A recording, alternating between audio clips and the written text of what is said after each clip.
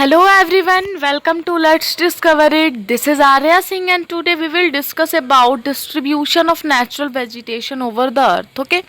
तो आज हम इस चैप्टर को शुरू कभी हमने कर दिया था, लेकिन आज ये टॉपिक को हम शुरू करने जा रहे हैं और ये बहुत ही छोटा टॉपिक है, तो इसका इसी वीडियो में हम इसके पूरे एक्सप्लेनेशन को देख लेते हैं। तो चलिए स्टार्ट करते हैं। The growth of vegetation depend primarily on temperature and moisture. तो जो वेजिटेशन का ग्रोथ है ना, ये प्लेस के टेम्परेचर और मॉइस्चर पे डिपेंड करता है कि वहाँ का टेम्परेचर कैसा है, मॉइस्चर कैसा है, जिसके अकॉर्डिंग वो वहाँ पे ग्रो करेगा। The major vegetation types of the world are grouped as forest, grasslands, scrubs and तंद्रा।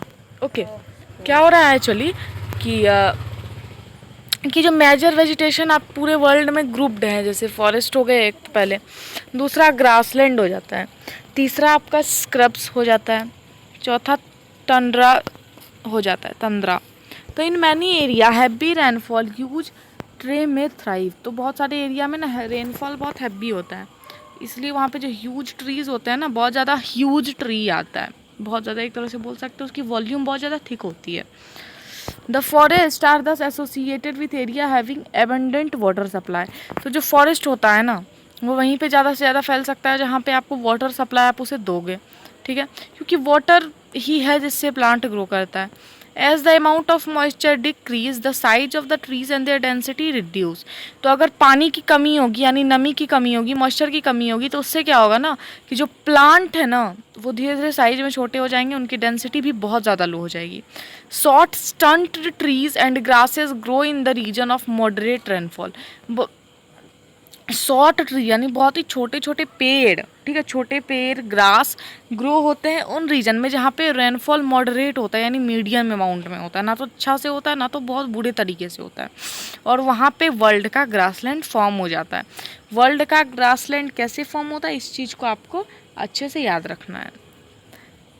Thorny shrubs and scrubs grow in dry areas of low rainfall. क्या बोला जाना है ना कि बहुत सारे सर्प्स होते हैं जो बहुत ज़्यादा थॉर्नी होते हैं, यानी कांटेदार होते हैं, ओके, और बहुत सारे स्कर्प्स होते हैं जो ड्राई एरिया में लो रेनफॉल की वजह से ग्रो हो जाते हैं, क्योंकि वहाँ पे रेनफॉल नहीं होता।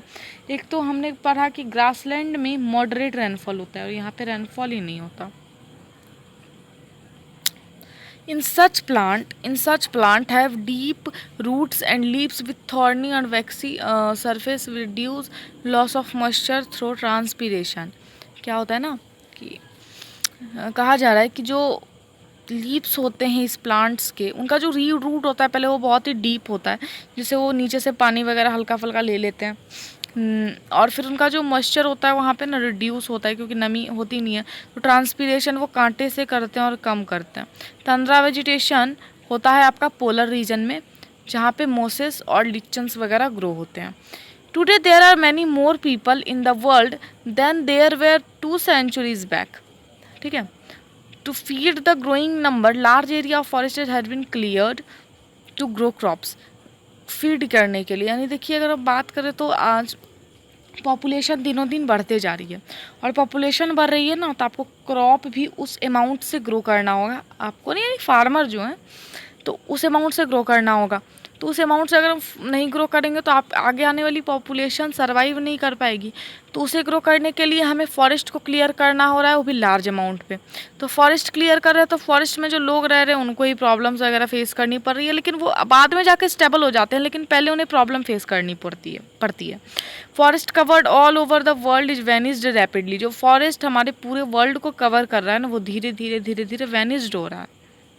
There were an urgent need to conserve this valuable resources.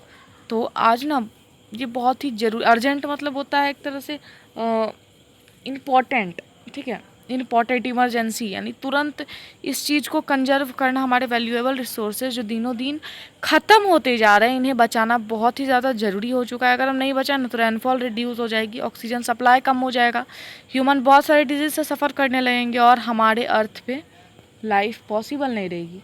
Okay, तो ये चैप्टर यानी ये टॉपिक हो चुका है कंप्लीट। अब मिलते हैं अगले वीडियो में। अगर ये वीडियो पसंद आया हो ना तो लाइक कर दीजिएगा, फ्रेंड को शेयर करिएगा, चैनल पे नए हैं तो चैनल को सब्सक्राइब कर लीजिएगा। From this side Arya Singh, thank you.